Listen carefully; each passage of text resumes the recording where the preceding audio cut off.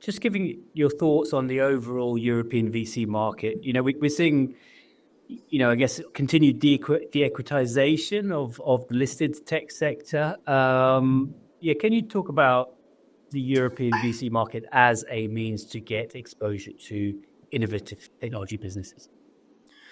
I'm super positive about the future for Europe and venture capital, and I think there's a few factors that play into that.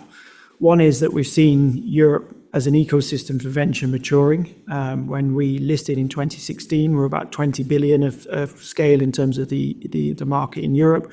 That's probably around 80 billion now. So it's shown a natural progression. We had a peak period a few years ago where it went over 100 billion. And the reason that capital is available in Europe and coming into that ecosystem is because we have really strong underlying IP coming out of universities, but also entrepreneurs creating companies. And so there are certain sectors where Europe has been particularly strong globally, but it's always had, over the past 20, 30 years, strong IP coming through. What's perhaps been lacking is that scale of capital at all the stages of a company's life cycle. So from early stage through to growth where we play, and then to later stage growth and IPO.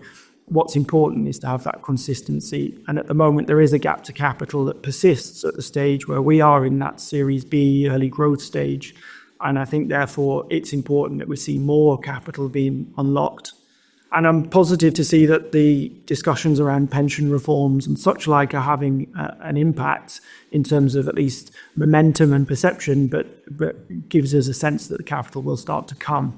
What is true, though, is that we're still a third the size of the US, and so we're under scale. I'm talking about a story where we've matured and improved, and I see Europe institutionalizing in terms of its venture capital as an asset class, but there's a long way to go, and I do think it's important that governments continue to recognize the need to support that ecosystem, and unlocking pension capital is an important part of that.